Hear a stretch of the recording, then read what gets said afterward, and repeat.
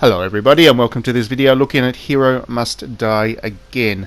This is a new hyper indie niche JRPG thing that has just released on PlayStation 4, Nintendo Switch, PC, I guess Xbox. I don't really follow what goes on with the Xbox, but I would assume it's there.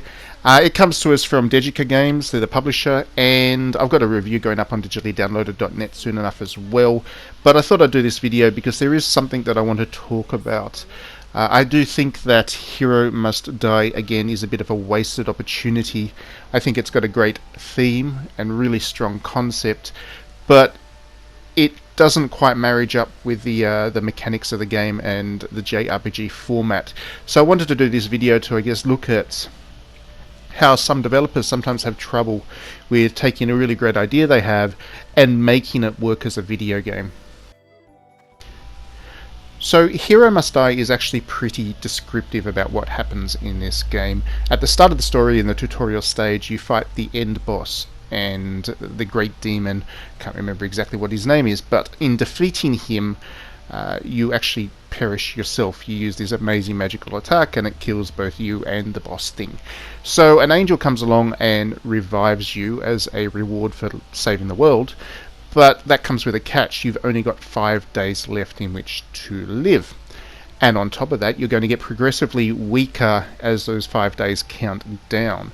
So basically what this game is about is how you spend those last 5 days, whether you go looking for your lost love, who is currently missing. You don't know where she is, and it's pretty much implied that that'll be the main objective of what you want to do. But you can also spend the time doing anything from helping your old allies out in their residual quests to recover the world from the fallout from the demon, or you can just spend the time fishing if you really want to. You really do have quite a bit of control. It's quite open. It's a small game in terms of the number of areas to explore, because you have only got 5 days and that does count down in real time, but it is fairly open in terms of how you want to approach your time left. Mechanically, it works much like a standard JRPG. You go into dungeons, you fight enemies with turn-based battles. The one quirk that the game has is, as I mentioned before, your main character gets weaker. So at the start of the game, at the top of the 5 days that you have left, he's basically able to one-hit kill any enemy. But as time goes on and he gets weaker, he becomes pretty much useless to the rest of the party. But as you play along, the rest of the characters in your party start to level up and they start to pick up the slack in terms of the combat. So there is a little bit, I guess, of a tactical difference in terms of how you approach combat based on how strong your main character is at that point in time. But to be honest, I guess the issue I have with this game is mechanically it doesn't really match up with the strength of the theme, and the mechanics seem to be very divorced from the theme a lot of the time. So a good example of that is the side quest system, or actually it's the main quest system really. As you go along, just like in every other RPG, you'll come across characters who have things that need to be done. You can choose to do them or ignore them, because it is, like I mentioned earlier, open, but you're encouraged to at least do some of these quests. And when you do those quests, you're dutifully rewarded with something at the end of the time. A character might join your party and so on and so forth. But none of that really marries up with the idea of that you're playing with a character who knows that he's got a limited amount of time left. For one thing, a lot of these characters are meant to be your friends, your close confidants, and the people that you went on the quest to defeat the end boss with, the demon. And yet there they are, knowing full well that you only have 5 days left to live, and they are asking you to do some pretty mundane stuff, and in return they're not really offering you much. You might get some item rewards or whatever, some material possessions, but for somebody who has only got 5 days left, material possessions don't really resonate as a reward, I would suggest. And on top of that, why would your friends be asking you to do this menial stuff? They know that you're out there looking for the love of your life, for a chance to have a couple more days with them, and instead they're asking you to help rebuild towns, collect money to build a church and to rebuild a church and stuff like that. And while those are important jobs, it's not like there aren't other heroes in the world who could go on those quests and do those things, who have effectively unlimited time left on the world, or at least they don't know that they've only got a couple of days. So in terms of the structure of the side quest system, it doesn't really match up with what the story is trying to tell, because the story wants to be this really kind of sorrowful exploration of, mortality and what you would do if you had a last chance, or you knew that your time was limited, how you would spend that, how that might adjust how you behave, how that would change your interactions with family and friends and loved ones and stuff.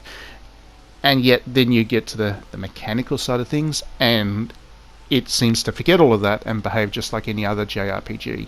So that was a disconnect that I never really resolved while I was playing this game. It really felt arbitrary, and I wasn't quite sure if it was arbitrary because the story was arbitrary and not really following through on its premise, or it was because the mechanics were arbitrary and not really matching with a really strong story. I could never quite work out which of the points I had an issue with, because the story is quite limited in terms of the way that the game talks to you. Dialogue is fairly short and to the point. It's not really as emotive as I might have liked, given how strong the concept is. But again, the concept was really strong, and it certainly intrigued me enough to play through and try and find my lost romance. But yeah, the storytelling is a little bit mundane for the kind of emotions involved, and the gameplay again doesn't match up with the story. So I ended up being quite confused about what I was meant to feel and think as I was playing this game. And am I meant to sympathise with all these characters in this world? Am I meant to care about the protagonist? Because I didn't really. I certainly empathised with his quest, with what he was, and the fact that his time was running out, but I didn't really get the sense that I was meant to necessarily care about this great hero. The other area where I feel a bit of a disconnect is with the combat. Now, the combat system itself is quite fine. It's an indie JRPG, so it's fairly simple and straightforward, but it does work, and as a fan of JRPGs, it's kind of bread and butter stuff for me. What doesn't work is the frequency in which battles happen. I feel like with this particular game, the combat system would have a lot more resonance if it was limited to kind of key battles. So, for example, in one particular instance, you do fight a former ally who has become quite jealous of your heroism, and I feel like that battle would have had a lot more emotional resonance if it wasn't bookended by dozens of battles with enemies that just mean nothing. It's the same with the boss battles. Here's one on the screen right now. That boss battle is really you kind of mopping up the remnants of the demon's army, and within the context of deciding to continue being a hero with your last couple of days, that kind of makes sense. If you want to make that grand sacrifice to really finish the job as a storytelling device, it would make sense to go and fight these kind of lieutenants within the demon's army. But again, the impact of that particular battle is lessened by the fact you have to fight a dozen enemies leading up to it, and none of those enemies really mean anything. And I feel like overall the biggest problem with Hero Must Die Again is that it is a really strong concept, and that concept needed to be the focus of the entire experience. What has happened is that theme has been shoved into a fairly standard JRPG format, and while there's been some token efforts to recognise that this is a different way of doing the JRPG, this is a different kind of story, I think the developers often lost sight of where the resonance of this experience is. So, unfortunately, it is really unfortunate, because I know the developer, the creator of the game, actually based this off some real-life experiences, so it kind of crushes me that I didn't quite connect with what he was trying to do here, because it is clearly a very personal thing that he created this game. Very personal context that he created this game, and I feel like I should have cared about it a lot more. But unfortunately, perhaps it's the lack of budget, the lack of development time to really flesh out the ideas, or just a struggle with understanding how to marriage the RPG up with what he was trying to do. It just doesn't quite work for me, unfortunately. Anyway, please do check out my review on digitallydownloaded.net. Once it's up, I think that, I didn't hate the game by any means. I thought it's still worth playing. It's still a curious thing to do to play, and I think that JRPG fans especially will appreciate the slightly different tweaks on the formula at places, but it's not quite delivering on it's not what it could have been, I guess. But anyway, please like and subscribe if you enjoy my videos, so you'll get to see lots more of them. And please do back me on Patreon, because that really helps. Thanks as always for watching, and we'll see you at the next one.